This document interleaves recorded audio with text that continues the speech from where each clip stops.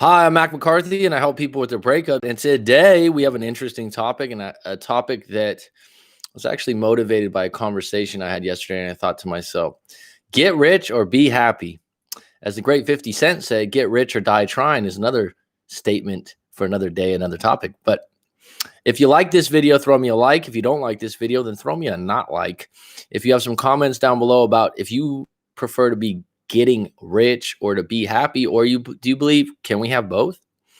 Which comes first? And what was your ex's thought? What was ex's thought on this? I just realized that my grammar's way off on that. What was ex's thoughts on this? What was your ex's thoughts on this? And it's an interesting question because I think it affects your relationship on how you look at the world and how you look at these two things: happiness and riches, or finances, or money, or how much you have, right? Because finances are a measurement in a lot of cultures on success and status. And correct me if I'm wrong, that is going to hurt, make, or break some relationships. And so this is something I wanted to unpack today and get a little deeper on, and I will in a moment. What I'd like to do is take this opportunity to tell you that if you'd like to book a live coaching session with me and talk on Skype, Google Hangouts, or FaceTime, that is available on my website, writemac.com, WRITEMAC.com. You can send your breakup story in. We can unpack it, get to the bottom of things, and see if we can get you moving forward. Rather than looking back and asking why 10,000 times in your head to yourself. Correct me if I'm wrong. That doesn't help things, does it? Just had a great coaching session earlier this morning.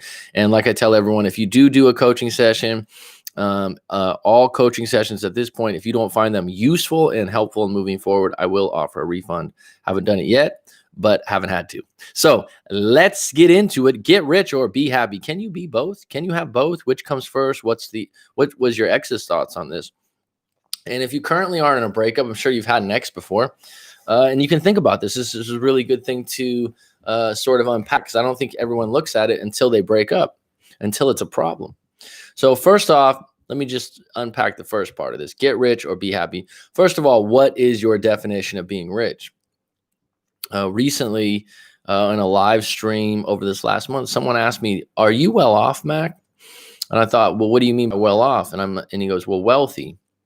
And what's up, Jesse? And I said, I will get to your story eventually, but I'm going to lead with this first. So, I had to take a pause for a moment, because I said to myself, financially, what a lot of people look at as wealthy, I would not say I'm wealthy by how much money I have in the bank. No. But the lifestyle I live, the ability to maneuver and do what I want to do and live by a world-class beach, hey, maybe I am pretty well off in my eyes, right? And it wasn't luck, it was a plan. But that being said, what you have to get in touch with, and I talk about this with the word love, what's rich to you? You know, what's having a lot? What is living a rich life? Is it $10 million? Is it $1 million? You know, what's the number on that? And is it having a house? I mean, the amount of people that tell me that their number one goal in life is to own a house is unbelievable. And I understand that, I get it, especially in certain cultures, that's making it, right? But the flip side of that, sometimes people, once they get a house, if they're paying payments, it could be quite stressful, and it's not as great as they thought it was going to be. And so you need to identify what's rich to you. And are you going to sacrifice what for it? I think you can have both. I think you can be happy and get rich. I didn't always think that when I was younger, and it's a flawed way of thinking, I believe. But I do think that there is a happy medium that you can find. And the way you go about that is figuring out what you're good at, what the world needs, and how you can contribute a little bit more. So how are you going to help the world out? How are you going to be a good person at the same time make some money? Is that possible? Yeah, I believe right now I'm doing it. I'm not rich financially. I'm not a millionaire, but I'm helping people. I'm doing something I enjoy, and it's like doing these live streams right now. I've been told by people that sometimes my topics or my thumbnails or some of the things I talk about aren't going to get as many views. I don't give a fuck. I like doing the live streams. I like the freedom to talk about what I want to talk about. I like the group that we have on here on the live streams. And so for right now, it's good for me. It's okay. And to conform to coming up with some kind of cheap relationship book so I can sell something that would make me money is not in my interest. I'm working on a book that I'm going to find highly useful and helpful for individuals that's going to come from me, right? But to cheapen something or to make something just to sell it at this time of my life, that's not me. Okay. So thanks, Jesse. I appreciate that. And so I do think you can have both. I think that what you have to identify with in the book, The Way of the Superior Man by David Deida is an interesting book. It's a classic book. A lot of people love the book. It's a good book. I mean, it's good. It's not, but one of the elements that he hits home, and I agree with 100%, and I agreed with it before I read it, but you don't really identify it till you look at it. And he talks about in the book, when you're younger, like you're in your early 20s, late teens, you look at the world and you just take opportunities as they come. And so, for example, a lot of people can identify with this. I did the same thing. A lot of times you end up with a job or a career that's in some ways handed to you. And what do I mean by that? I mean that your father, your auntie, your uncle, your grandfather, they have some contact or connection, and they're like, oh, hey, I can get you a job over here. And you just blindly go, yeah, okay, I'll take the job. And then the job makes money, it makes enough money, or it even makes great money. And then, a year goes by, 2 years go by, and you realize, yeah, I'm making money, but I don't really feel great about going to work. I don't like this job. Now, there is a really good book called Deep Work by Cal Newport, and he makes a good argument that becoming good at your job over time is what's going to win the day more than just saying you like it. So he uses the idea that don't just follow your passion. For example, if you're passionate, he uses the example of yoga or surfing. Let's say you're passionate about surfing or yoga, and you start a surf camp or a yoga school.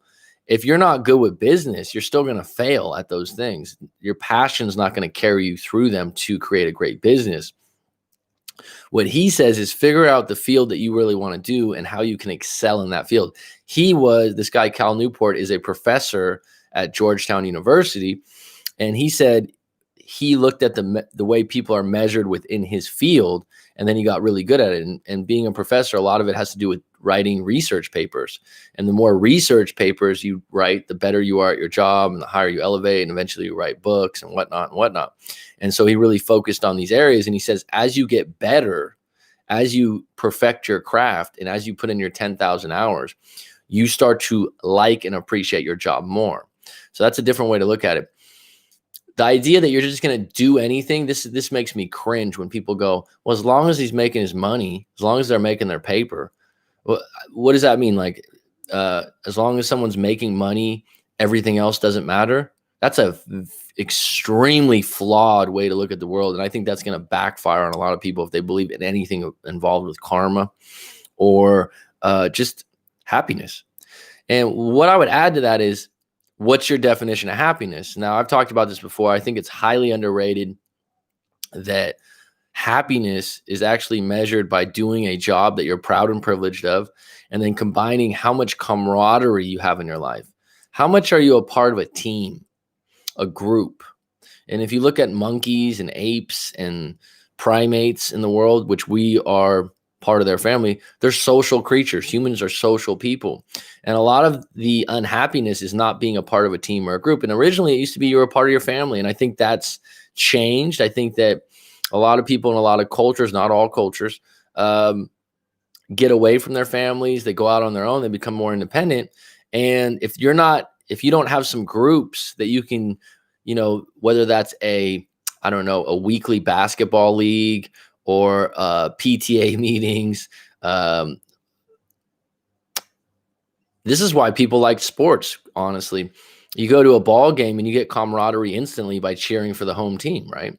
And so if you're not getting camaraderie this is going to really affect your happiness in my book.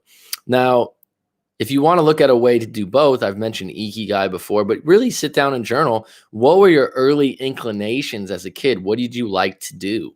Did you like to draw? Did you like to write? What was your dream job when you were young? My dream job when I was young was to be some kind of sportscaster. And so I haven't done that, but I've obviously done something with TV or interacting with people live like this. So there's some similarities there, I suppose. And I always wanted to be a teacher, which I did later on, and which I still do. So which comes first for you? And I would ask the people. We got Jesse on deck. Lala, welcome back. Theo, welcome. Feel free to let me know what you think about get rich or be happy. Can we have both? I think yes. I didn't always think this. And I think you absolutely can have both. Here's the part where people get confused. They want it now. They want fast food. They want... can you put this on Maslow's hierarchy of need? How would you put it on Maslow's hierarchy of need? How would you, I have to get that pyramid in front of me to take a look at it. I know what you're talking about. I would say people place needs and rank things differently, and I'll tell you why they do. For example, I would say people that grow up with a poor or not a lot of money are going to overcompensate to be rich because they've been neglected in that area. And so any smell or taste of making good money, they're going to continue to want to fill that bucket because it was empty for so long. And if you look at a lot of people that are extremely rich, they're driven by the fact that somehow they were rejected when they were young with money, or they had a lack of it. And so they're continuously trying to make up for that. I don't think,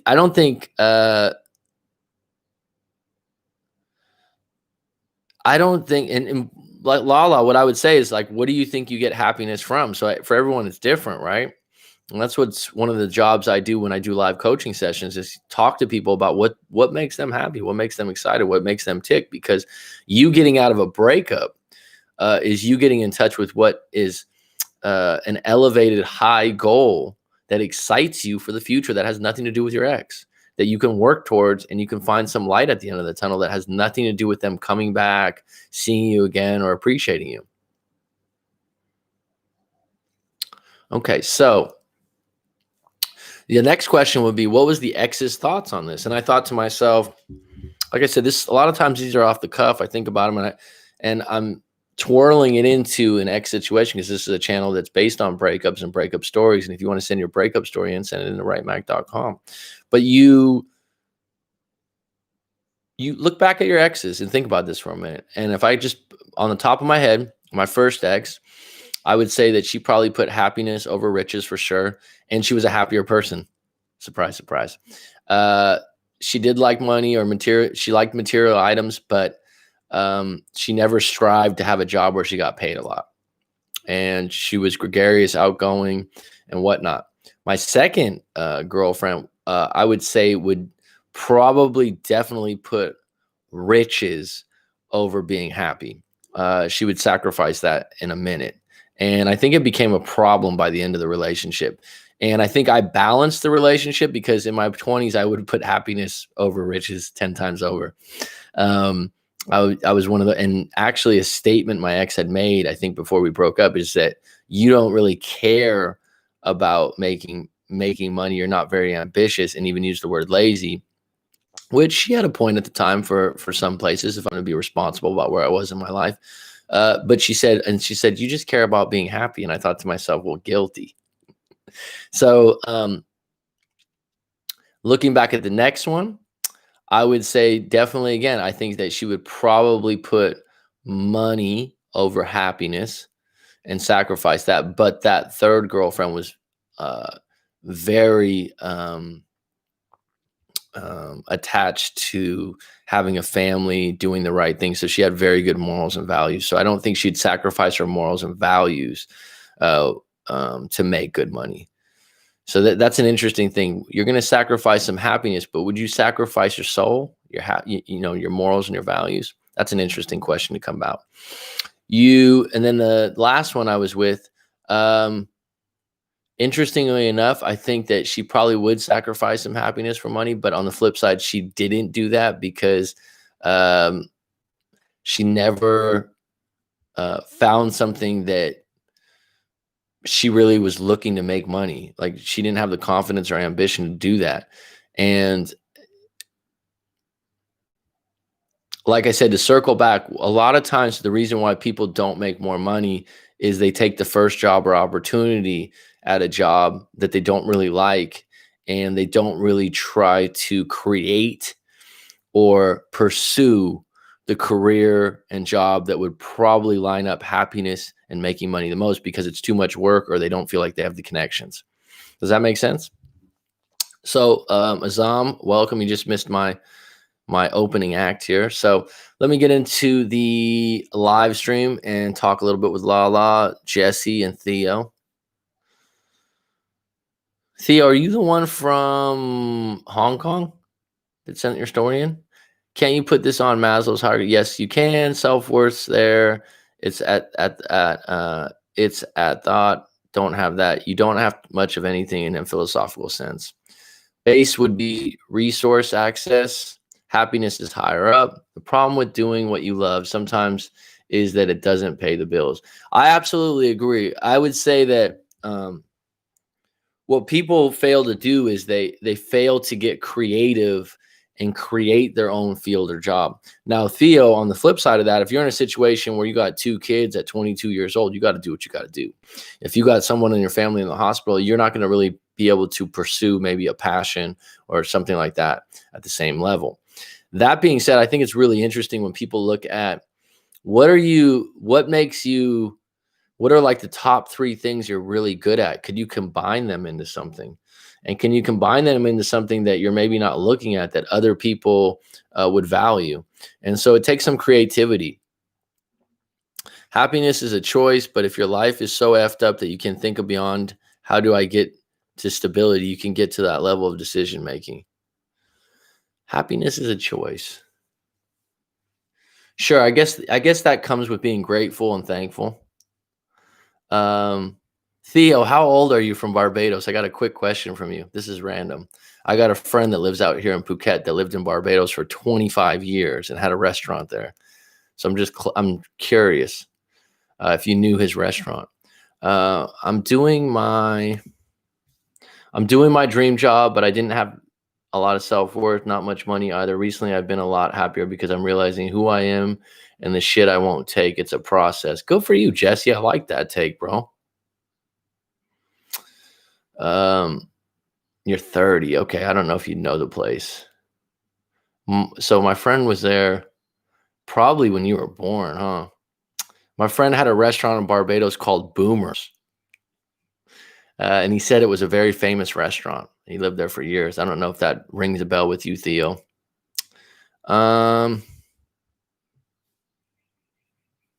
What's up, Rob? What's up, Azam? Leslie? Hope you're feeling better. So what I'm going to circle into with Azam, Theo, Rob, if you guys just want to touch on this, feel welcome to. Get rich or be happy. Can you have both? Which comes first? What's an X's thoughts on this? So we have 3 different questions. I've already unpacked them, so I won't go back. Thank you for the likes. I appreciate it. The question came up because I was having a conversation with a friend of mine. She's 25. She's got a good teaching career, good head on her shoulders. And she said, "Hey, Mac, I'm thinking about getting into real estate. Can you help me? Do you have some contacts?" I said, "Look, I got some contacts. I don't know if you'll like doing it. I don't know if you can do both at the same time, but there is money to be made." And she goes, "Look, I want to make money." She goes, "I don't care about happiness right now. I know it." She says, "I know at your age, you care more about happiness than making money." I said, "That's not true. I want both." I said, "But what you don't realize, I think you just think that you're just going to make money." And then the really interesting part, she was honest. And a lot of people will think like, "Oh my God." She goes, "I want to be able to buy designer bags. I want to be able to buy nice stuff." And she's kind of laughing. Well, that kind of thinking to a lot of people be like, "Oh, materialism, whatnot." I don't agree with it. I don't think it's going to make you happy, but you know what? I'm not her. She's not me. So I say, you know what? You can go for it. You can do it. But it kind of sparked something in me that, at 25 years old, with what comes to you through social media and social programming, um, is, you think to yourself, why would someone want to leave a teaching career that they work towards just to make more money so they can buy designer bags? It sounds really shallow, but the reality is, how did someone get there? They weren't born that way, right? There's something there from their programming. Now, what's really interesting, have you had an ex that's highly materialistic?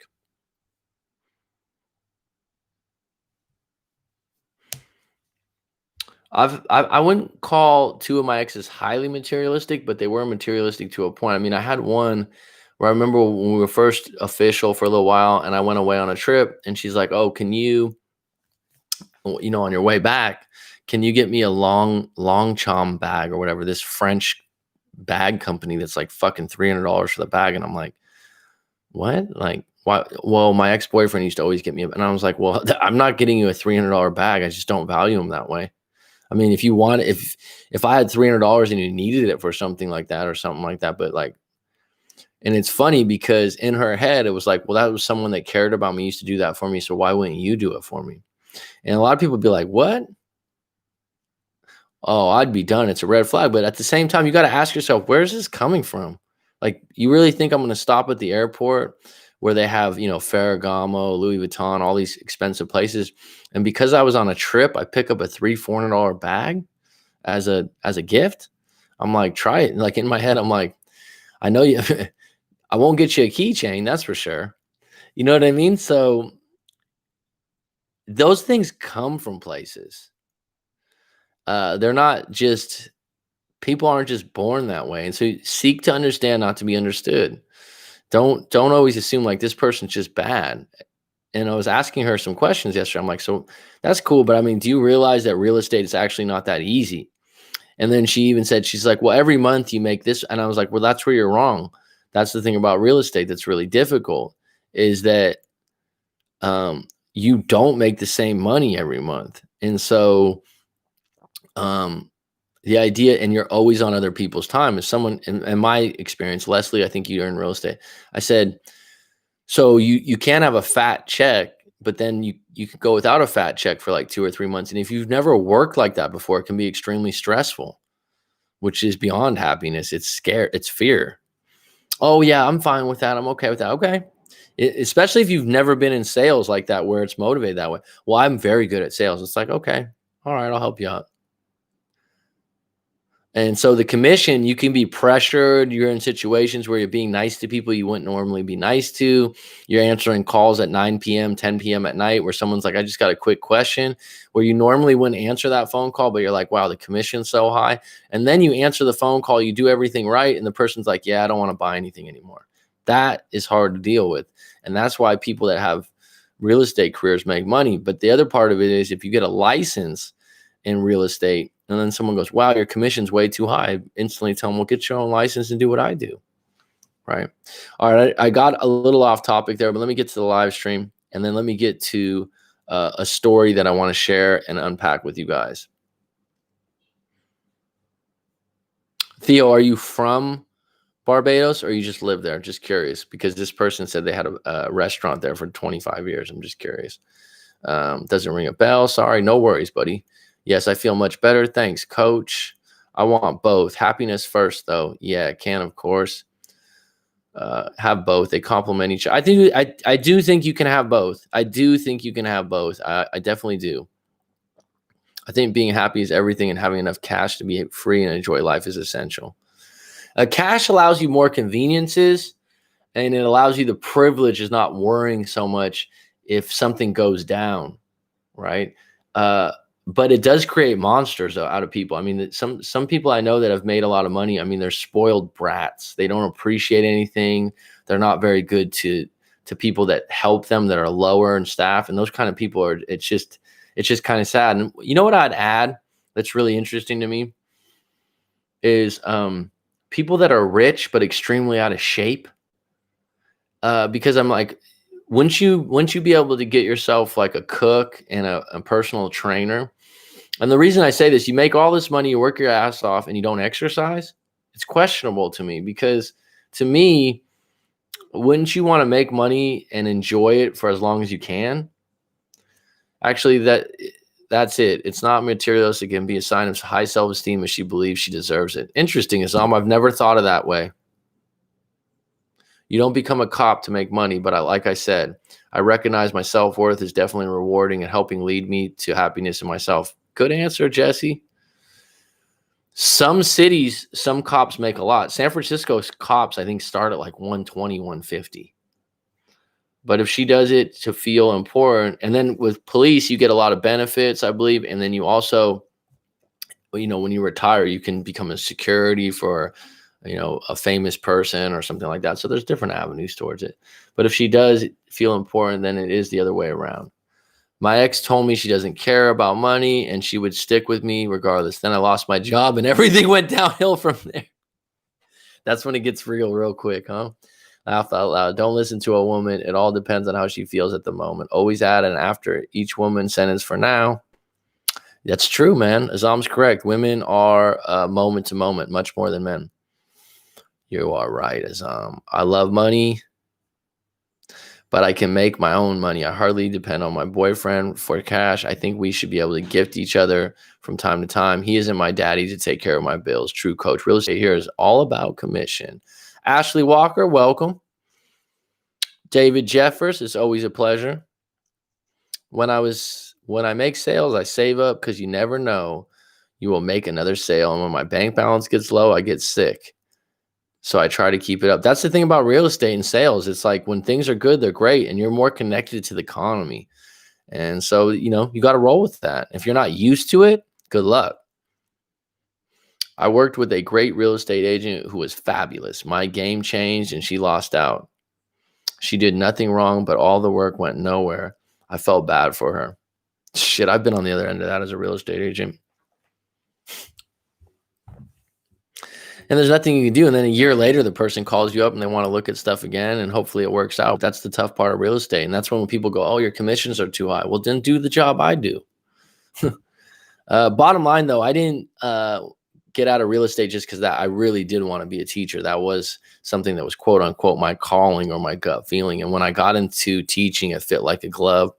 And I would add doing coaching that I do now, and doing YouTube fits like a glove. And it's a really nice feeling when you do something and you go, wow, like I don't have to, it's not work. It's a flow state. It's a nice feeling. Going to school to teach isn't a chore, or it isn't like, fuck, I got to get up and go there. And the same thing for coaching. It's not like I get, like last night, sometimes it's kind of funny. People make a booking sometimes the night before, and I'm like, okay. So for me, it's like 9 a.m. For them, it's like 10 p.m., right? So I'm like, all right, I don't have a lot of time to review their story. I'm like, you know what? At this point, it's fine. We're going to get through it. We're going to get through the story, and we're going to unpack it. And I'm never in a position where I'm like, oh, this is going to be uncomfortable. It's like, no, we're going to get through your story. We're going to get through the twists and turns. And that's a really good feeling, whatever job you choose to do. I run into those types all the time in the tech world. What do you mean, Rob? I'm sorry. Would elaborate on that. Leandra Sikal, you've retracted 2 statements. I love real estate. Feels good to meet new people. Convince them to spend their own money. Convince them. That's interesting. I always found that residential real estate was different in that it's more feeling based. So someone, feels for a neighborhood. They feel for the inside of the home, where commercial real estate and rental properties are completely different. All right. Lala, where are you out in the world? I know you said yesterday your nickname came from Irish grandparents.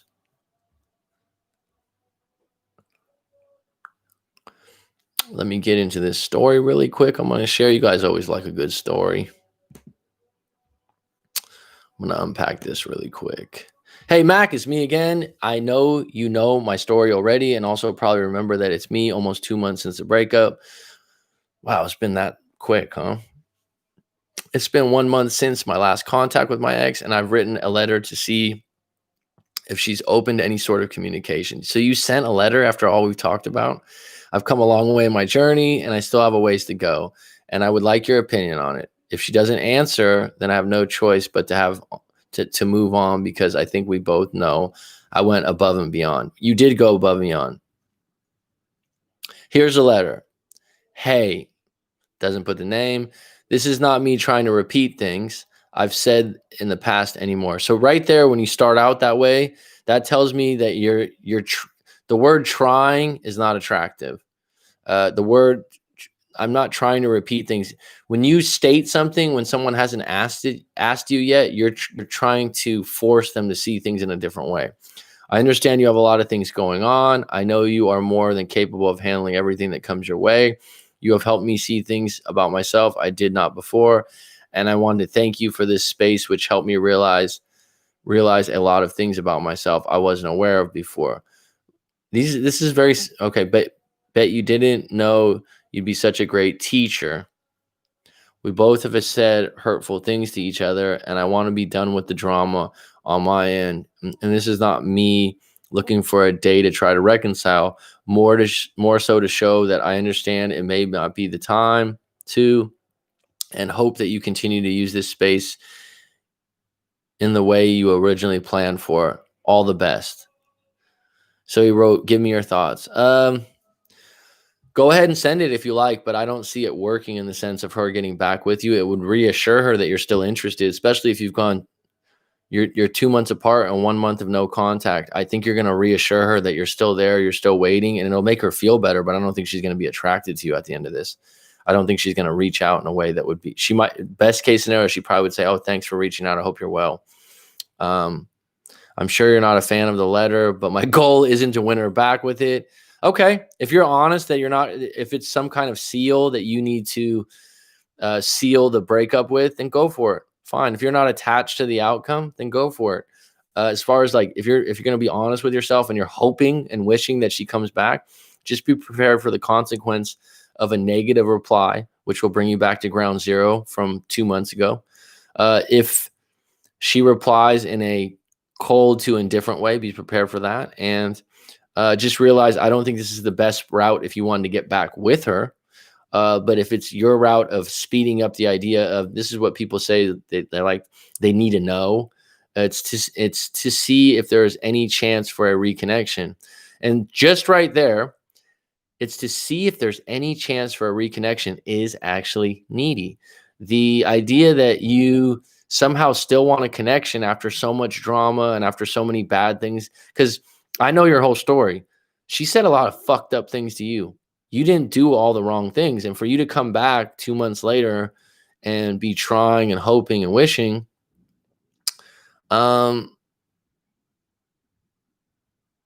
you're gonna burn yourself again if she doesn't respond the way she wants to. But if you have to do it, I support you. Go for it. The research I've done, which I know your thoughts on as well, has described her as fearful, avoidant to a T.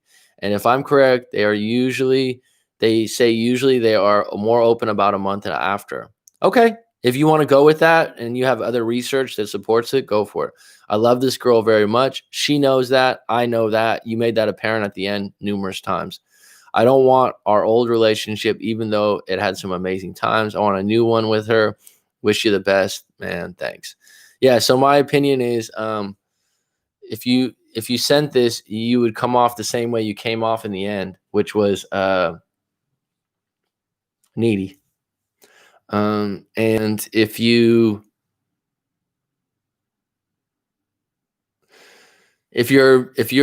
honest with yourself and you say to yourself, hey man, this is what I need to know right now, then go for it. And you just have to realize that, like I said, what happens is you're being impatient. And the reality is the best way to be in no contact is to not be patient at all and just fucking put the wind behind you and move forward and deal with the pain and do your best. But if you've done some research and you say she's such and such avoidant, go for it. I'll be here for you either way.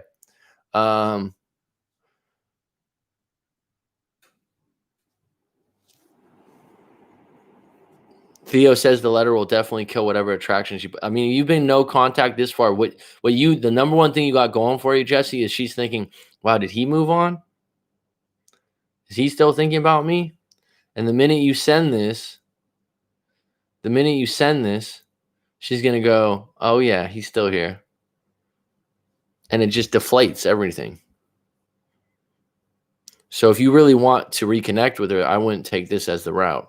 But if you just need, and people say this all the time, they go, "Oh, I just need closure. I just need to reach out to know." Well, you'll know. And then if you get burned on this, this is your final moment where you go, "Okay, time to move on."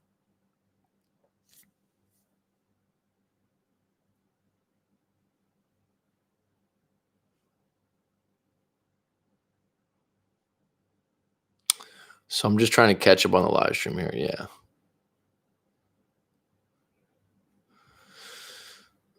Oregon.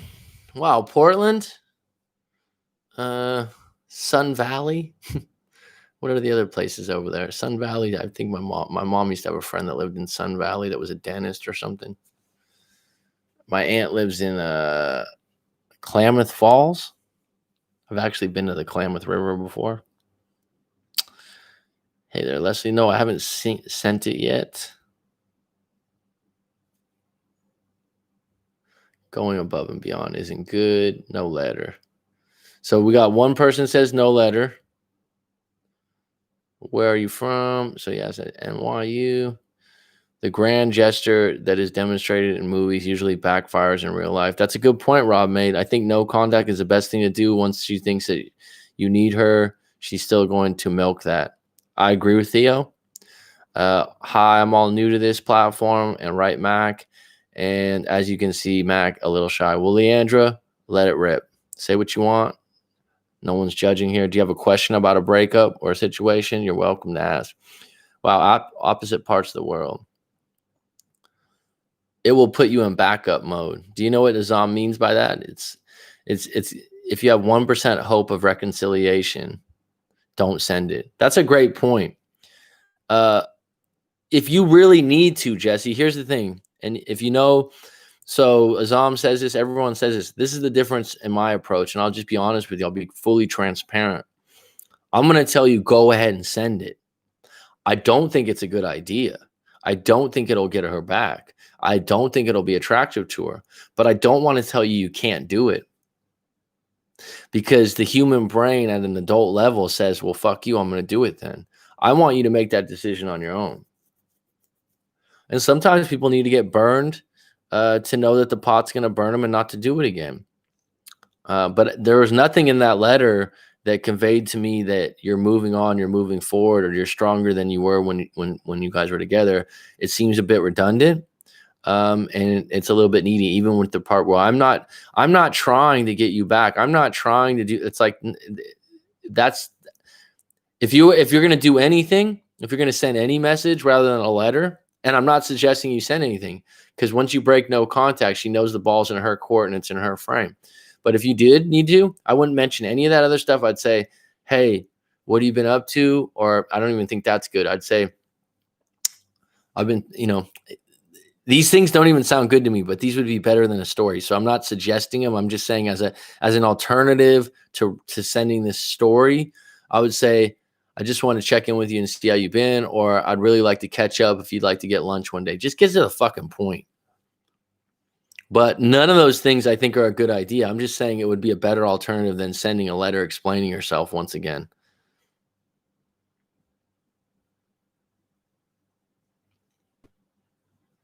Sometimes it's hard to move on, especially when you feel rejected. It absolutely is. I don't disagree. Nice to meet you, Leandra. Don't get involved with these labels. Where are you from, Leandra? New one with her. Don't send it. Australia, you. What's up, oh Johnny? Write the lever and never send it. That's coming from a female. Can Lala, what's your age, so you can just get an idea for the individual that sent this story in. I'd push her away actually, but it's a risky move. Those who study meditation use them. Low vibration. Mac, have you ever experienced your energy being low, not in a context to being physically tired, but spiritually? Yes. Okay, so Lala's got some life experience at 47. She's saying don't send it either. A letter, never send a letter. Handwritten letter has better impact. I'm not sure if you're planning on the handwritten or not. T, what's up? Bay Area's finest. There's almost never any such thing as closure except for maybe in the movies. I think that there is moments of closure. Someone just sent me a story where they ran into their ex and they had all this bitterness, and this is not something I necessarily suggest.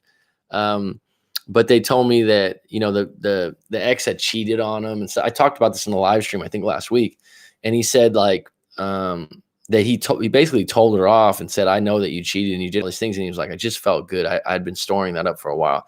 So there are people that get closure.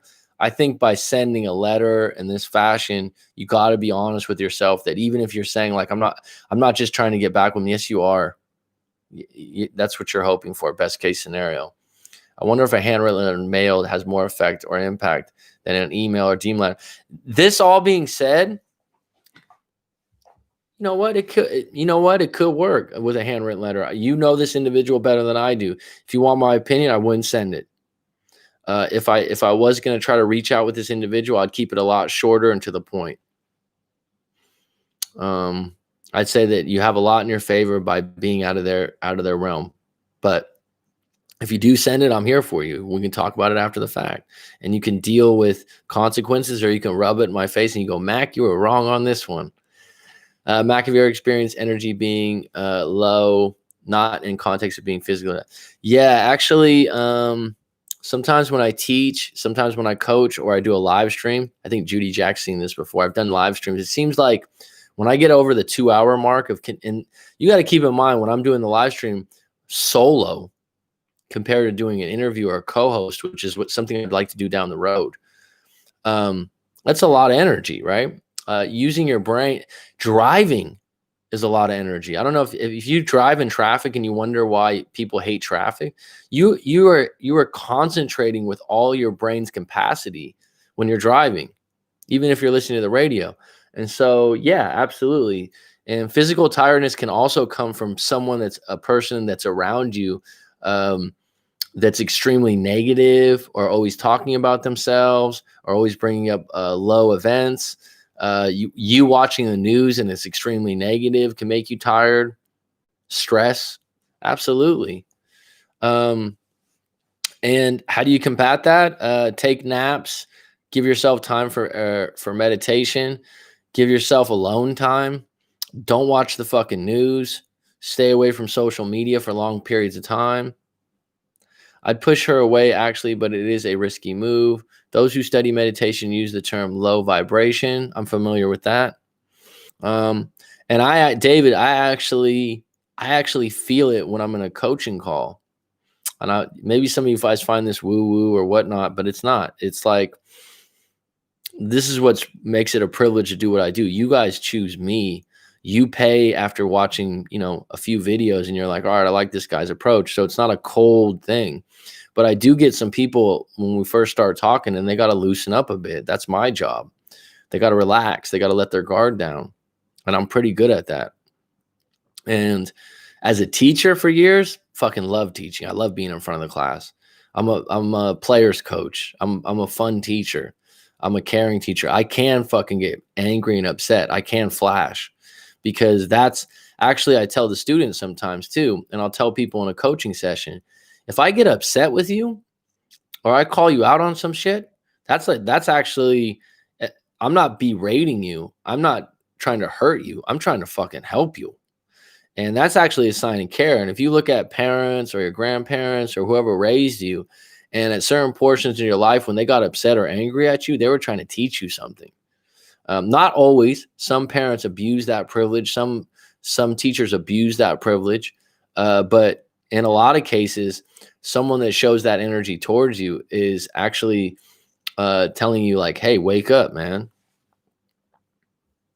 I'm good, oh Johnny. I personally wouldn't send a letter, no letter. You can always send the stuff if no contact, but you have to be very savvy and understand what you are doing.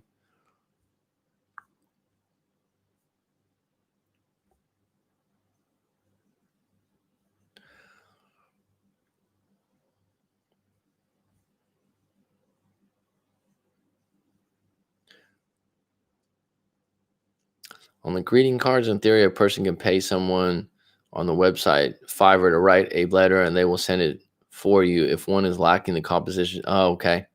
In reality, you are sending a message by using no context, sending an indirect message. I would never use someone else to write a letter for me, but I understand where you're coming from, Rob. I don't know the circumstances, but from the general story I got, my personal move is either continue ignoring or shoot a small text and never explain myself. Yeah, the small text should be action based, like to meet up. But yeah, explaining yourself, she already knows all that. It's redundant. I find it. If you really want to write a letter, do it, but don't send it. My girlfriend sent me this text. I'm sorry. I should ask you how you feel about it and not make unilateral decision. Do you want us talking during this time or think we should wait until Friday? Well, it sounds like she's putting the ball in your court, oh, Johnny. The question is your answer going to be a loss regardless? Is she one of those people that like, is this a shit test? I don't know her that well. But it sounds like she's making an effort and she wants you back. The ball's in your court. The operative word is test is unilateral. In my own space, vacay thing, but she said for me to take my time and not hit her up till Friday, but she hates because I'm not home. And like if she says, the fact that she's like, yeah, take your time and don't hit me up till Friday, that's putting everything in her frame. It's like, so she's telling you when it's okay to hit her up when it's your vacation. Thanks. It's kind of funny. I was talking to, this was about a year and a half back, and this individual is a mentor for me through YouTube and some of the other things, through coaching also, but nothing to do with breakups and whatnot. Real high respect for this guy. And our interactions, we kept talking over each other. And he was telling me how, because we're coaches and we deal with people in a certain way, that we're both trying to put each other in each other's frame. And so then I went, da, da, da, da, da, and I said, okay, go ahead. I'll let you talk now. And he's like, see, you just put me in your frame again by saying, I'll let you talk. And I didn't even realize I'm doing it. And I'm going to him for help. Like, go ahead, you can talk now. And so what your ex is doing, though, Johnny, is that she's basically saying, oh, go on your vacation and you can contact me on Friday and I'll let you have your time. It's like, well, I'm taking my time anyways, but thank you. Azam, nah, I'm getting my space, and she knows that it bothers her that she's in the house by herself and knows when I'm around my family, she won't get my undivided attention. Yeah, I've been experiencing lately, just feel like my energy is being drained. I hate it. Does it have anything to do with the fact that are you having to stay indoors quite a bit, David?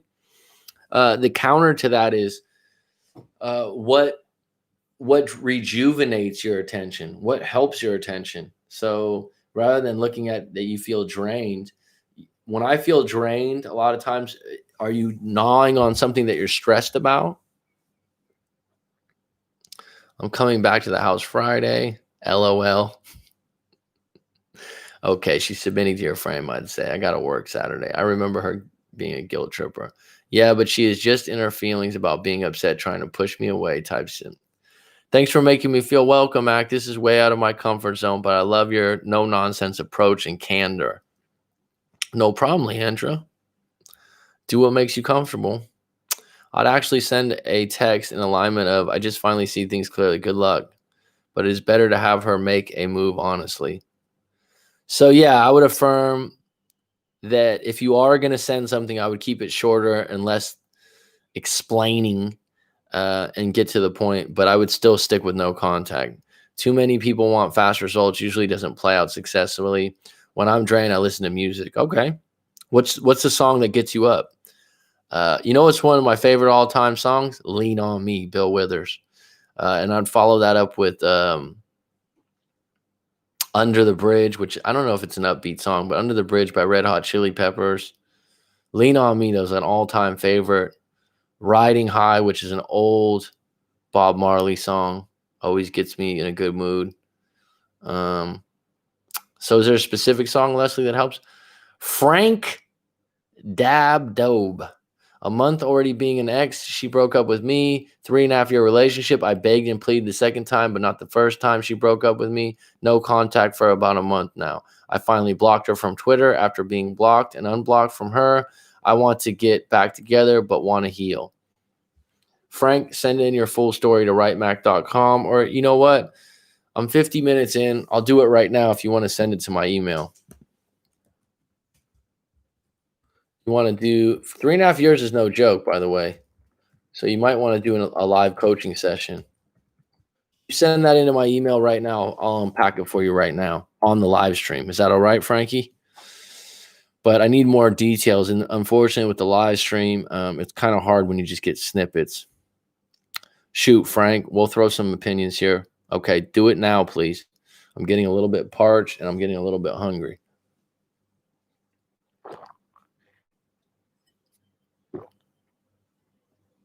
Great song, Leandro. James Brown's underrated. I can't go on, can't go on, can't go on. I love that. I love when he's on the stage and he's got the gold cape and shit.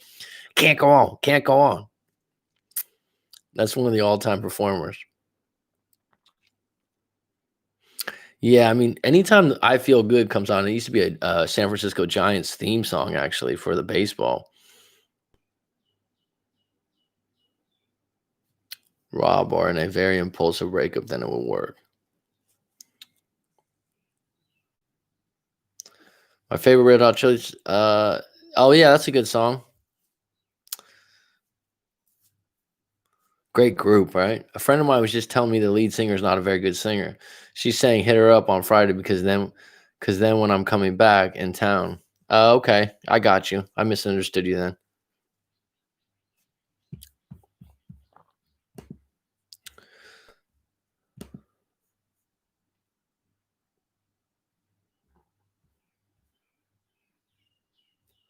Just checking if I got one more story for you guys.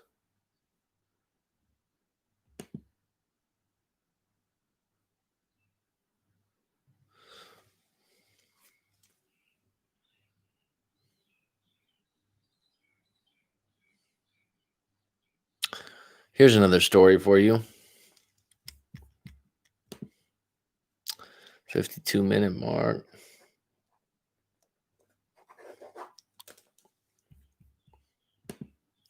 Hi, my boyfriend of 3.5 long distance relationship had broken up in April of this year. I confessed to him that I cheated on him again around early 2018, 2 years ago. So 2 years ago, you cheated on him. You just told him I've been faithful ever since. Well, that's not going to count in the present. My intention on telling him was due to us working on each other and taking things to the next level, such as marriage. You know, people might not agree with me on this, but I'm not sure that that was the best thing to do unless it was an extreme cloud of guilt on your end, because he's never going to overlook that. Because if he's been trusting you for 2 years and this comes out of nowhere, it's going to be really hard to let go of the fact that you blindly cheated on him. He had no clue for 2 years. Unfortunately, when I told him, he said he can't forgive me again, and that was best to go our separate ways. Well, I mean, are you surprised?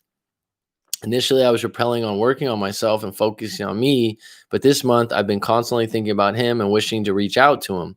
Most of my friends say I should message him if I want to get him back.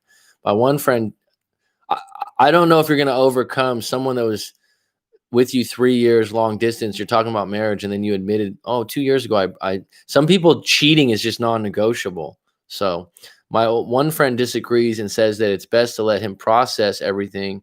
And if your relationship was precious to both of us, he might forgive you at some point and he will reach out to me. I would say that that friend is probably more close to the truth, that you needed the smoke to clear and he needs to make that decision to reach out to you. I'm just not very sure what to do. Should I message him or just give him space? I would suggest that you give him space, and I would keep working on you and move forward.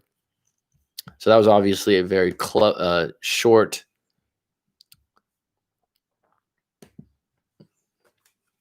I'm just going to write the person's name down so I can send him a message and tell him I talked about that today.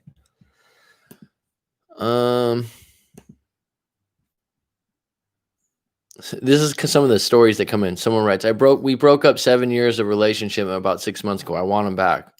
Well, thanks for the stories. Yeah, there's no way I can help you with something like that.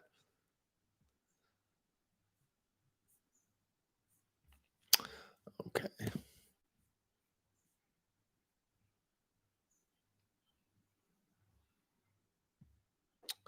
She's saying hit her up on Friday. Got it. James Brown inspired MC Hammer was was one of his music videos. And MC Hammer was actually a bat boy for the Oakland A's. I don't know if you knew that. Uh, Probably best known for Under the Bridge. I left today, Wednesday, and coming back Friday. She's just lonely and said she's sit out of the house for herself. I don't care. Cheated. I'm done. Happened twice. I would have been out the first time it happened. Man, if she flirted behind my back, it might have been a breakup. 2 times. Why not go for the third?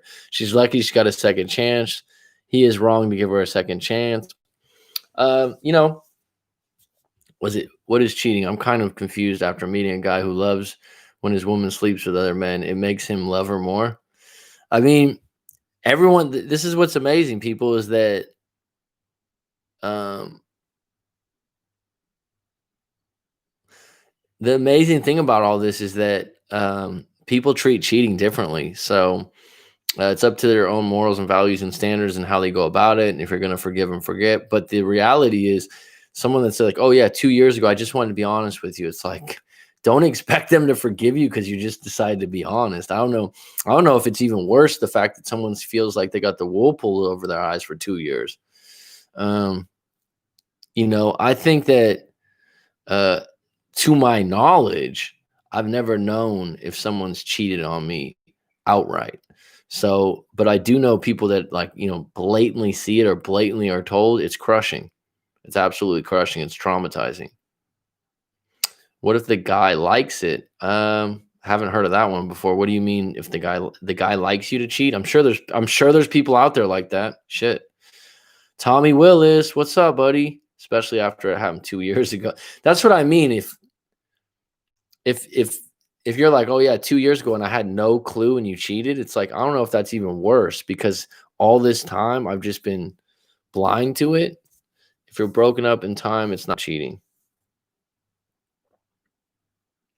What do you mean the hot wife thing? I don't follow. What if the guy likes it? Yes, the hot wife thing. Like he likes for his wife to be banged by someone else. That's why some people love their cheaters more. They seek the validation to prove that the cheater, they're worth it. I met someone who got me confused. Well, I'm confused by your question. There are married couples that allow swinging. I sent the email, McCarthy. Okay, Bob, give me a moment. I'm not going to just jump when you say jump. I haven't responded to the message. It's kind of like if I say that's cool, she's upset. If we text, she probably might feel like I gave her less attention, although I'm basing it from past experience. Well, do what you want to do, Johnny. Be true to yourself. You guys are together. You've been together a while. You don't need to play games. It's more common for women to fall in love with cheaters. I just want to have a smooth trip and both come back to the madness and annoyance. Just tell her that then. Just go, hey, look, I'm just looking to have a smooth trip. I'll be in contact with you when I get back. Man, it's emasculating. I was talking to a girl before my deployment. She was dating someone while I was gone. When I got back, we hooked up once, but she's still seeing him. What you all think? Well, that's on you, Tommy. That's your morals and values. If you're okay with it, then ride with it. If you're not okay with it, then fine. If she's seeing someone rather than like here's the whole thing. This is what's interesting about what you asked, Tommy.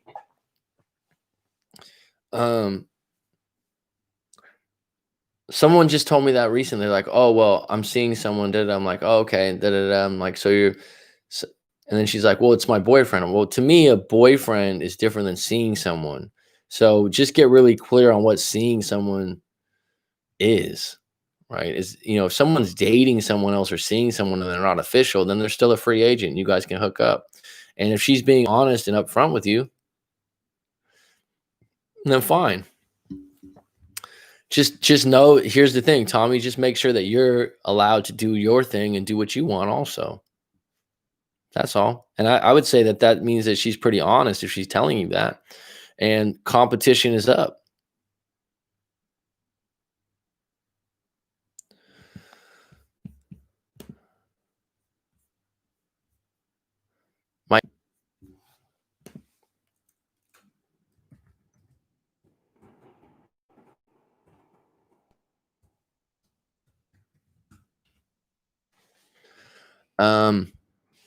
Exactly.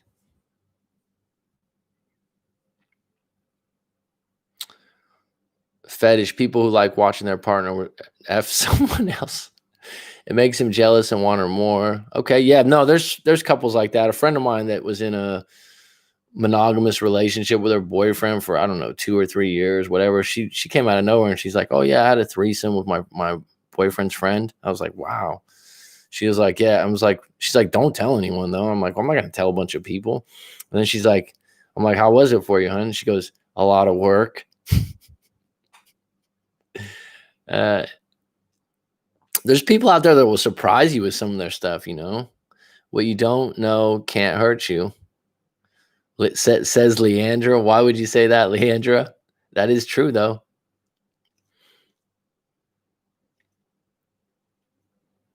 I don't have a problem if someone's dating someone else. I don't really want to know about it, but if I do, it's fine. I mean, if the intimacy and attraction's good and the connection's good, fine. If it's their boyfriend, that's a different game. If they're married, that's a different game. If they're like, yeah, I'm seeing someone else, we've been dating off and on, that just means you got another contender in the ring.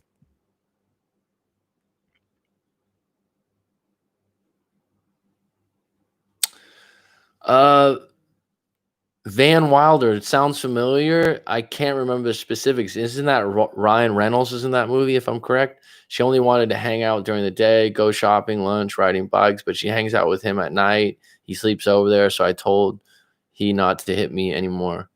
Told her not to hit you up anymore. Yeah, well, I mean, if she's staying at his house regularly and stuff, well, and you're getting notes on their relationship, that's no bueno. I don't want to know about the situation. I don't want to know details. The guy I was talking to wants that. Well, the simple question, Leslie, is what do you want? I just replied to her message saying, it's okay, baby. I love you. We will talk on Friday, baby. But please, baby, if you need anything or if anything is on your mind, just call me, honey bun. He literally didn't make one. Well, thanks for sharing that, oh Johnny. I feel a lot better about you. He literally didn't make one right decision in terms of relationships.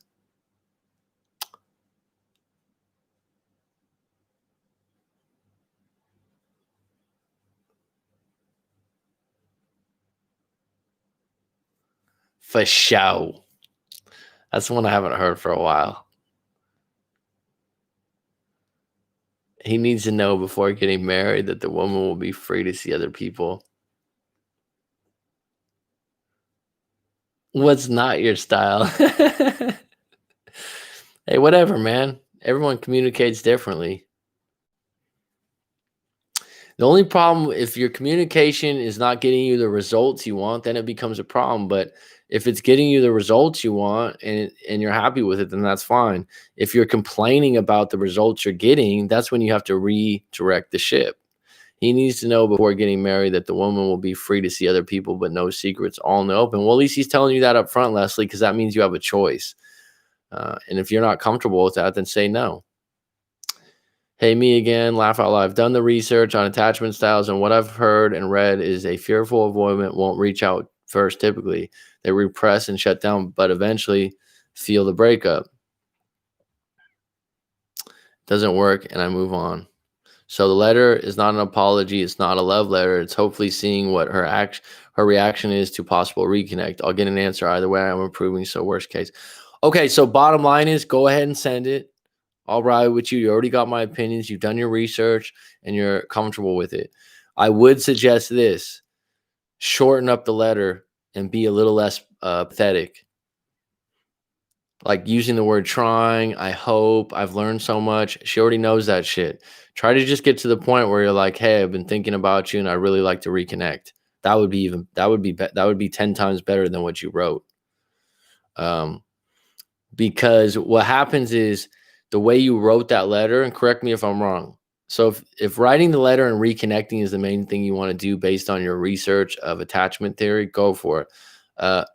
Writing the letter in a way that you're not seeking pity or you're not being sorry or not being wishful and hoping and getting back together would probably be better. And shortening it up and just saying, hey, I'd really like to reconnect and see you. It's been a while, something like that. And I don't even feel good about saying that, but I think it's much better than writing what you wrote, which is in some ways self-deprecating, which is not attractive. I wouldn't use the word baby more than once. I don't care about when you use pet names and it's your girlfriend or something, that's on you.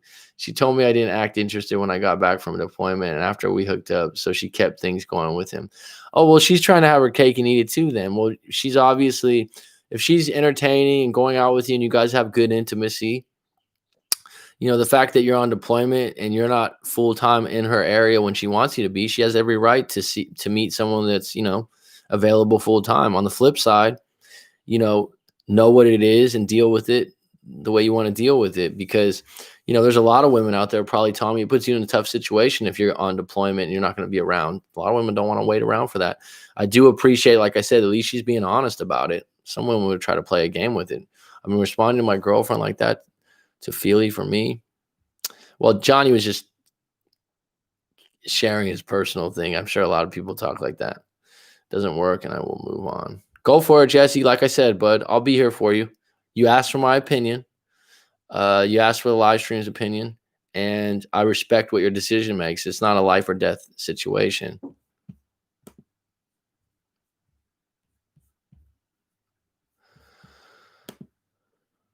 Okay.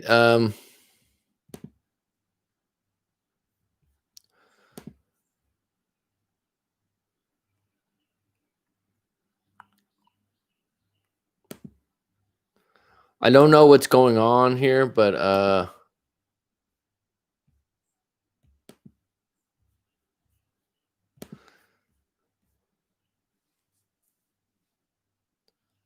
Frank, I sent the email, Mac McCarthy. I told you, Coach Mac McCarthy.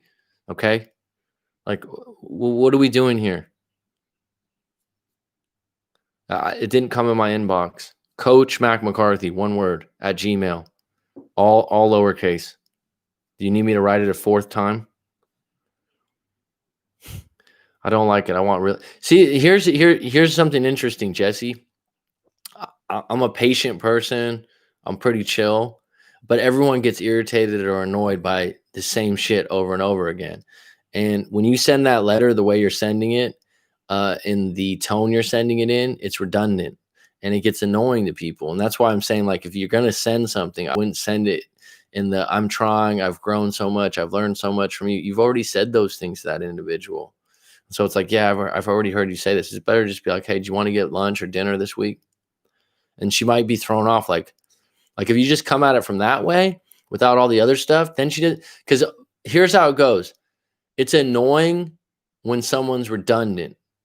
It's annoying also when it's almost like when you're talking like that, like, so do you want me to feel sorry for you? Or do you want me to, like, people don't like guilt trips. People don't like feeling sorry for you when you're an ex-boyfriend. And so that's why I said, like, you're better off just saying, hey, do you want to grab lunch or dinner this week? Even if it's out of nowhere, it's better than the approach you took. Would you agree? Sometimes the pain is too great, although I'd rather know where I stand. I mean, it showcases two different guys and their approach toward the girl. It's interesting to watch the dynamic. Okay. I don't like it. I want real relationship. Well, then don't stick around. Keep it short, direct to the point. It'll demonstrate confidence and not neediness. One of the killers of attraction. Neediness kills attraction. That's the truth. Yes, she can sit with her feelings. I'm trying to relax because I know she's upset and she's just got to ride with her feelings. And I'll be back Friday. But if she hit me up, I'm gonna respond, but not chasing. Now I'm back now. So you're back for a while, Tommy, and you're. I'm not even gonna get into it, but you're back in the thick of things here too, huh? Well, I'm glad you're safe, and I hope everything went well on your deployment, bud. I appreciate you.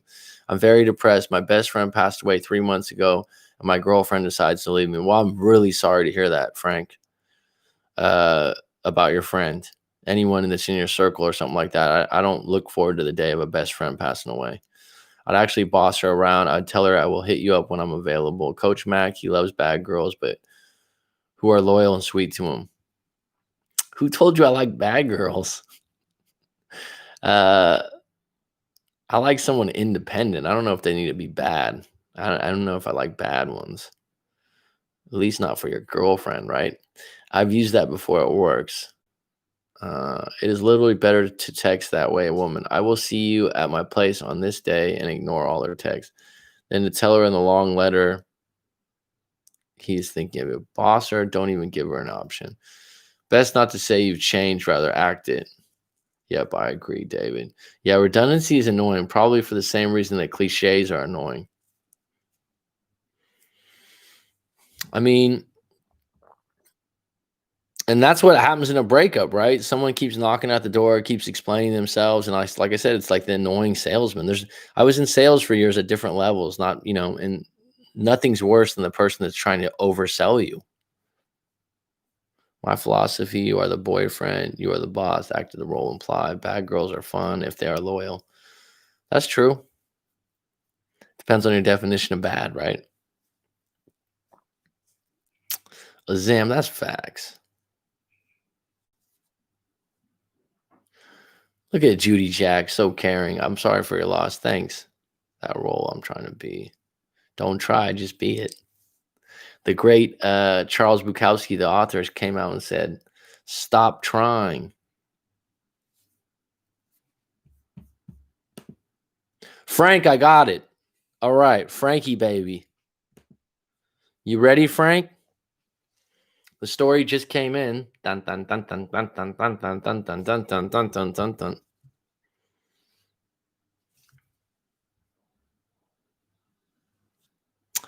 Frank, no need to say sorry. We got it done, my friend. She blocked me and unblocked me on Twitter. Okay, she did that to you, so where's your power, my friend? She's been posting things to make me jealous. You're in control of what you interpret as jealous. So the idea that someone makes you jealous, where is your power? So your power is, these posts make me jealous. They hurt me. So I will no longer make them available to me. I will block her. I will no longer review her postings. I will no longer make it available to me. As I've said 1,000 times on this channel, if you're going on a diet, get the cake and the ice cream and the cookies out of the fridge.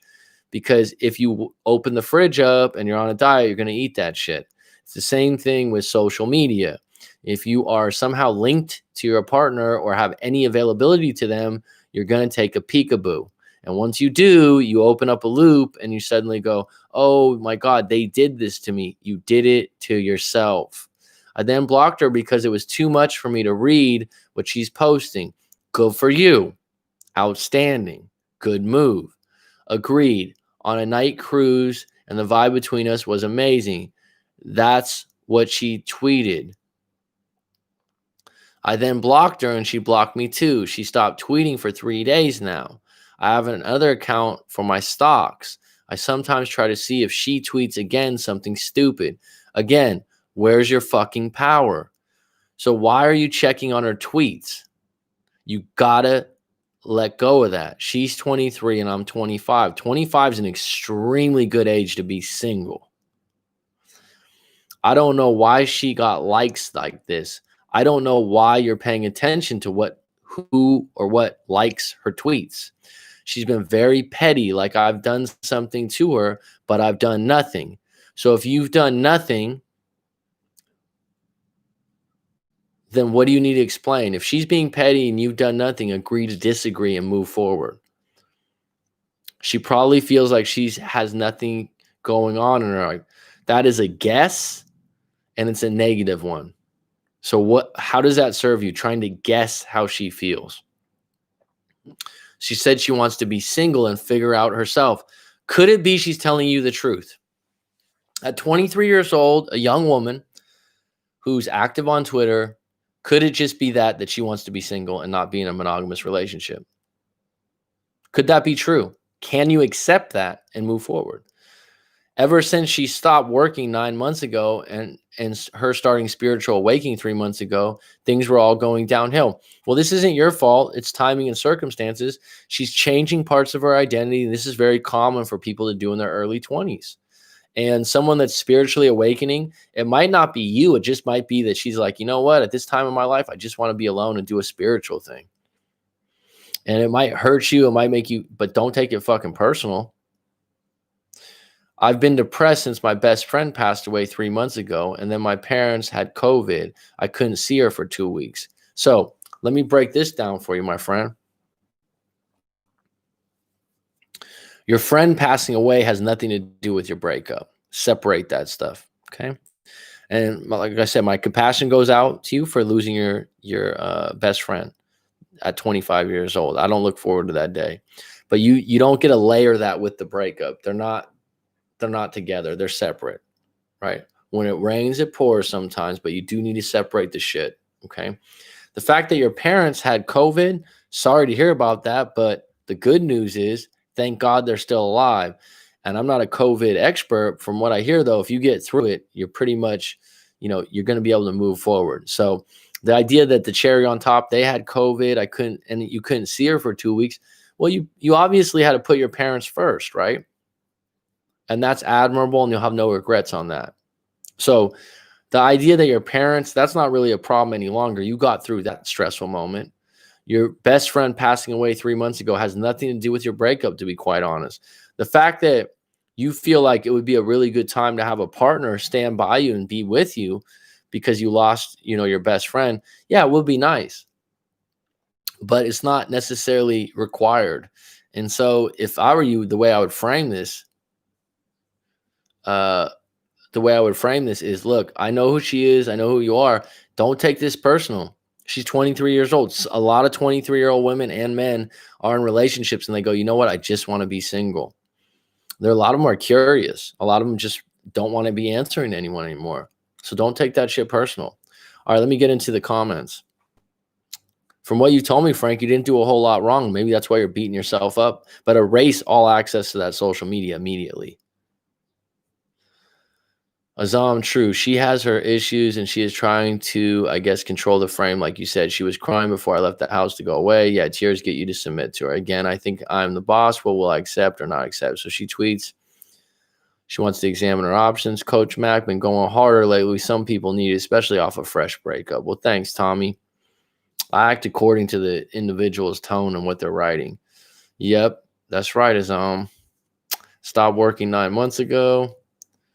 That had an effect and it has nothing to do with you.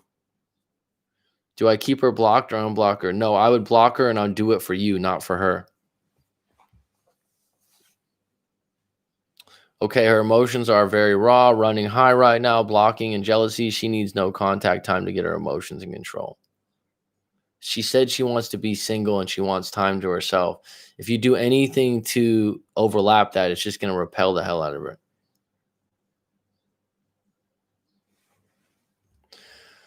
Tommy says, you need to let go of the whole situation, bro. You letting that shit consume you. So just keep no contact forever until she comes back. Here's fucking this. Oh, forever. This is, you're 25 years old. May I ask what you do for a living, Frank?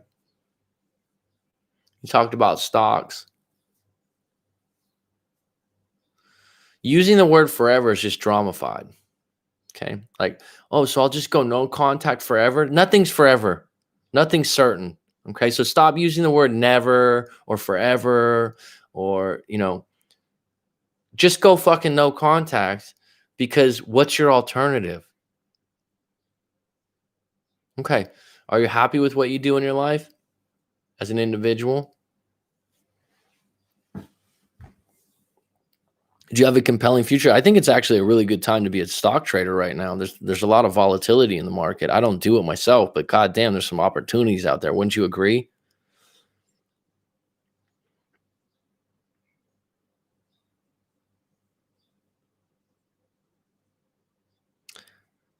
But do you see how like wording? So just keep no contact forever till she comes back to me first. She might not come back to you. That's the reality you need to get around. Right? You don't have to move on. You got to move forward. You got to wake up every day and go, yeah, this fucking sucks. I feel like shit. My heart is wounded, but I'm going to keep showing up.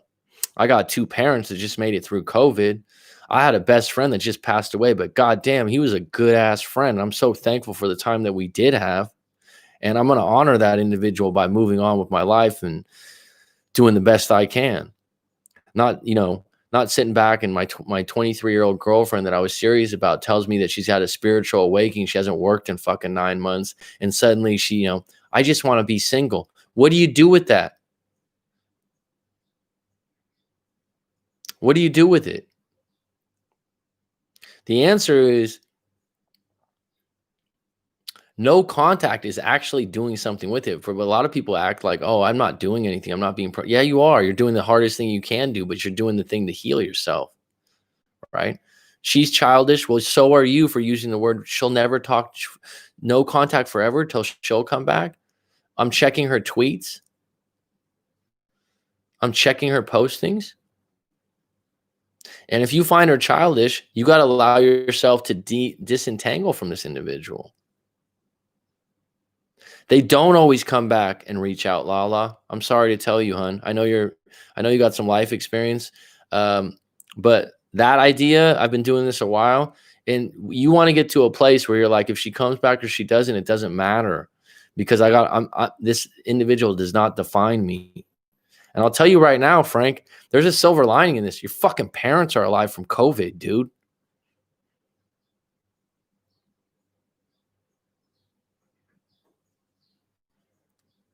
Right?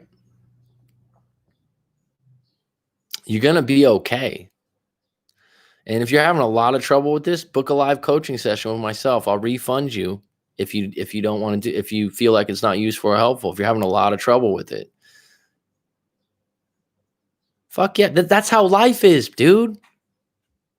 Right? Lala, Judy, Jack, Leslie, Frank, we've all been through it, man. If you ever look at your life, right, and you do a timeline of your life from 0 to 25, you're a young man.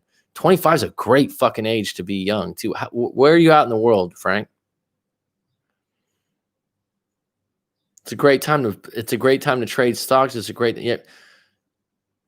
So and I would suggest you actually consider going on a social media fast if you have to keep checking on her.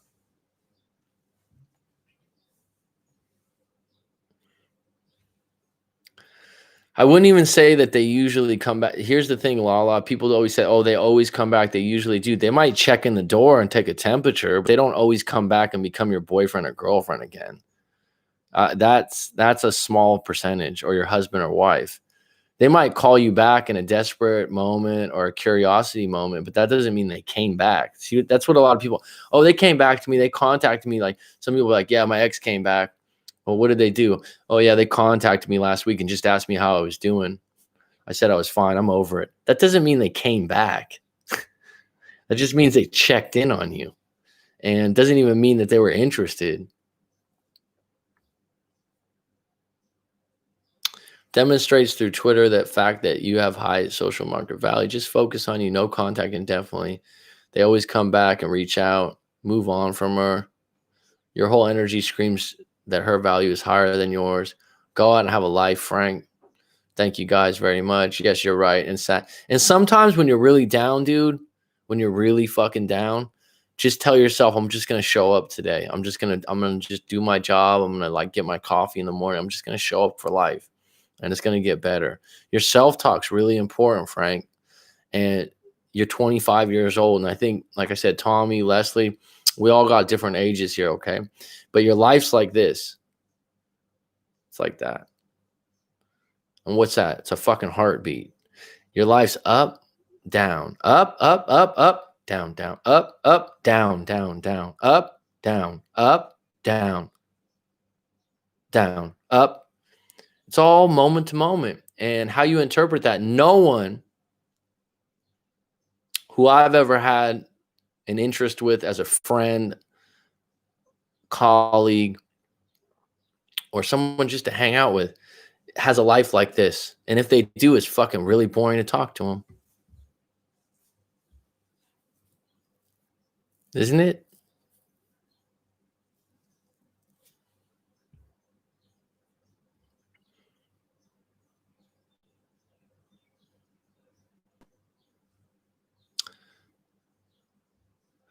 I haven't heard from my ex that brought me here. I could care less. Good for you, Tommy. If I had a bell right now, I'd be ringing the fucking bell. Especially the types that laugh a lot for compensate for some sort of other issues. There's clinical name for this. The dupers effect, is that what it's called? Uh-oh, Tommy. They don't reach out. Some do reach out, some don't reach out. There's no rule of thumb in breakups. There's no certainty involved.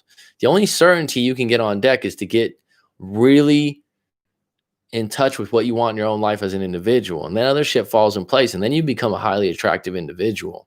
Because when you have a destination, you're going in a certain direction, you got some shit that you do on your own that you're proud of, that's untouchable. Her family loved the type of guy I was too. I helped a lot, but it doesn't matter. I've been struggling with online Zoom class because I can't focus. Just started this week. Memorizing affirmations are good to do. Affirmations are great. I always had high standards. Well, go for you. Have high standards for yourself as an individual. I'm not telling you to drop them. I would say that a lot of people do say, oh, her family loved me. Well, then you must have been doing something right. That's not going to change the circumstances of how she feels right now. I can't believe I let her get to me. Thank you guys very much. You guys really do care. Well, here's the thing, Frankie, if I can call you Frankie. Everyone's been there, dude. Everyone's been in a bad breakup. Why do you think I do what I do? You think someone was just asking me a couple days ago, why are you so obsessed with breakups? Can you not like, I'm not fucking obsessed with breakups. I've been there before and I believe I can help people with them. And honestly, I think when I've talked to Mary, I've talked to Johnny, I've talked to Tommy before, it's an opportunity to unpack other parts of your life. They would all attest that when we talk about these things, we're not going to just talk about the breakup, and it opens up other things. And then you kind of go like, the thing about your breakup is you don't have that much control because it's another human being. And so if you want to be manipulative or you want to figure out some kind of like cheeky, shitty angle to take, fine. But then if you can kind of release that and kind of look at the other parts of your life, like your job, your career, your relationship with your family, and kind of go like, you know what, I'm going to work on those things. And then here's a big one. Let me work on my approach with women, or if it's a man, the opposite sex, whatever. Let me work on relationships and attraction and see where I went wrong on this one, so that when I meet the next person, I'm on a better place. And that's where you get the value out of it. Hell yeah. Get rich and be happy. Mary, I know you believe in both. I can't believe I let her get to me like that. What's up, Rita Rose Hubblesworth? It's a late night in NY. The most important thing is frame. I can't emphasize this enough. Either you submit to her reality or she submits to yours. It's underrated, Azam. Yo, Coach Mac. Does that one guy from Vegas still check in here? What was his name? I had a client that lived in Vegas, but he didn't usually come on the live stream. He didn't like the live stream, actually. He was a cool dude. Maybe I referenced him in the live stream. Coach Mac, always looking so good. Well, thank you for the compliment, hon. I appreciate it. Yes, my name is Frankie. Thanks, Mac. Frankie, baby. Always liked that name. Mac, are you going to save this video? What do you mean? The video will be public, so it'll be on after the fact.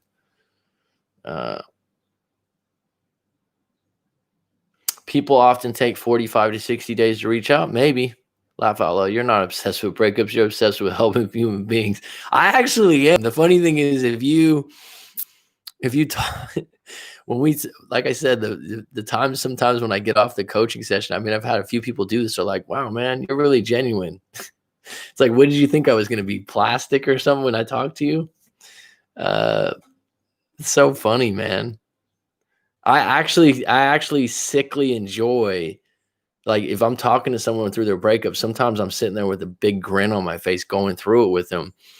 And it's not even on purpose. It's to switch the frame for you too, to like, hey man, some of this shit's funny, right? Like, I look back at my breakup and I'm like, fucking, I can't believe how much of a wreck I was.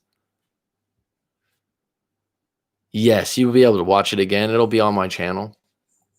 That's just what I like about live streams, is it automatically uploads for me. I don't have to do it. It uploads while I'm doing it. Oh, Luna Martinez. Yeah, he comes on from time to time. I haven't seen him for a while. but his story captured me. I wonder how he's doing now. That's good knowledge, bro. You know what? He pops in once in a while. Leslie has a crush on the coach. Martinez, good knowledge, Mary. How you been, Mary? You doing okay? Will I be able to watch it again? Yes, I'm sorry. Do you mean vampires? Yeah, man. When we went through our session, it was as a breath of fresh air. Well, I take that as a compliment. Thanks, bud. I want to unblock her, but I need to keep her blocked, right? Don't use the word need. Just do it.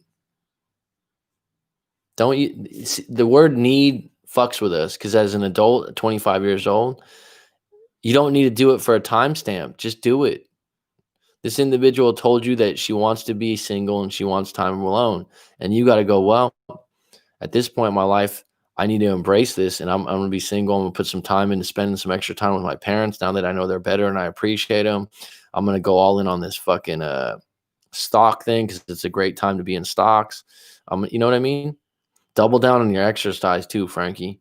Take a trip to Thailand then. Psh. You know what? I would recommend it to more people, but no one ever does it. So I'm ready for you though, Tommy. You know I'm ready for you when you want to come out, my friend. I've had a couple past clients come out where they're not staying with me, but they're like, Mac, I'm in Phuket. Can we get lunch? And I said, fuck yeah, we can. So much love, man. Fuck yeah. Like, listen, when I'm talking to you, I'm not talking down to you. I'm talking with you. There's a difference.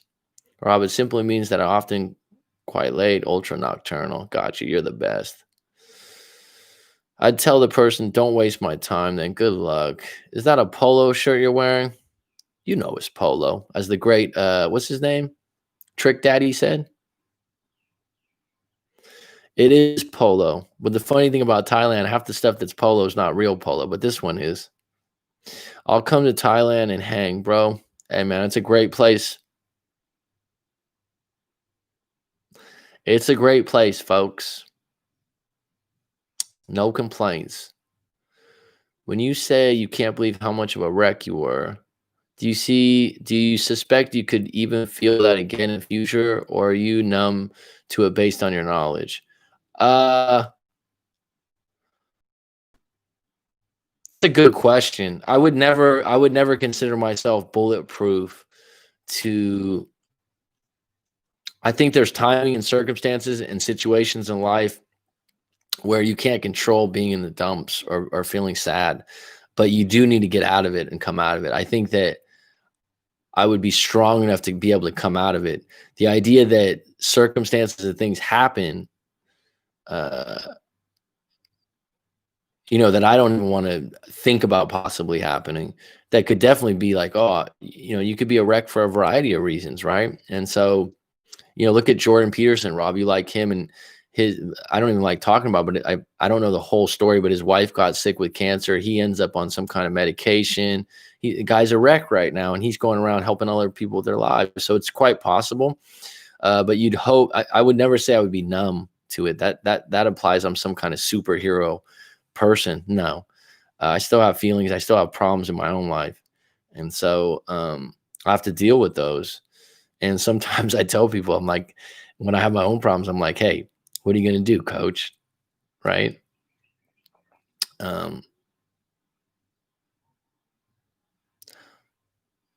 You're welcome. Oh, Johnny, you send me the text, bro. Do you know the song I'm talking about, Mary, from Trick Daddy? You know it's Polo. What's the song? You don't know Nair? Been the places I've been. If I take a trip to Thailand, there is a good chance I will just end up staying. Fuck, dude. If you got money in the bank, I don't know why not.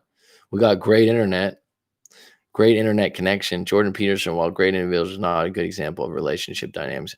No, I wouldn't relate it to relationship dynamics. No, I was more relating it to the fact, I know where you're coming from, that he's a great public speaker, a professor and whatnot, and he's hit a wall in his life, and had his own problems. And dare I say the word a wreck, but he's had to deal with it. And some people have roasted him for it. And I'm like, well, there's stuff that comes up in an individual's life. I have 2 Army sons. One just got in infantry. One is NG. Yeah, you don't know that. Been the places I've been. And he's like, I got a Volvo. It's an old one, Johnny. But that song goes, you know, it's Polo.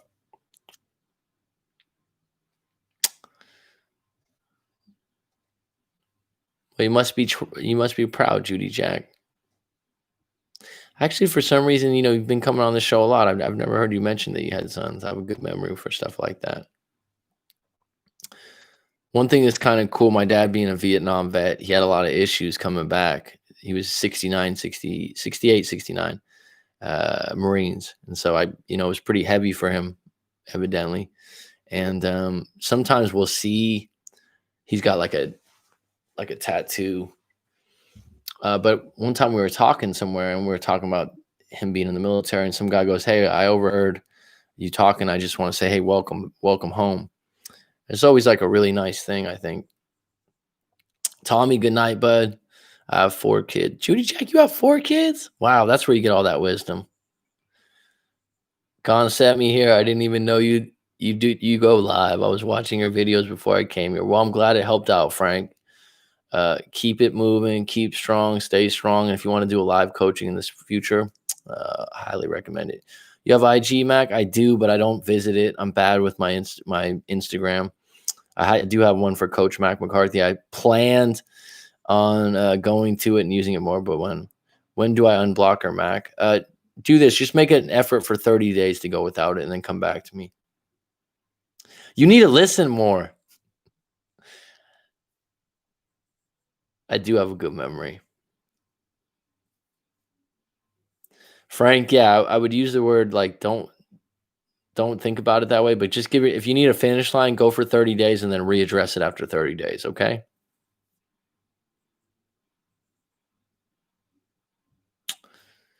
These hip hop artists do these battles, which is so cool. A lot of them play all their throwback hits. Okay. Talk less, listen more. No, not 2 weeks. I would 30 days. Okay, folks, it's been good. It's been grand. I got to get some lunch. It's 1:36 p.m., whatever that means. I'm getting a bit parched. Been talking for an hour and 37 minutes. But this has been really good. I really appreciate you all. And I'll go 30 days, then in 2 months, no contact. Okay, do what you like. If you want to do a live coaching session in the future, visit writemac.com and I'll help you out from there if you're having further trouble. They had Ludacris versus Nelly a few weeks ago, also legendary. Really? I don't know how great Nelly is as a. I'd like to show their face again is Bone. Busy Bone and those guys. You got to look up Andre Nicotina if you like good hip hop. Go eat and good night, everyone. Mary's giving me my orders. All right, folks. It's curtains. Ludacris got him, huh? All right.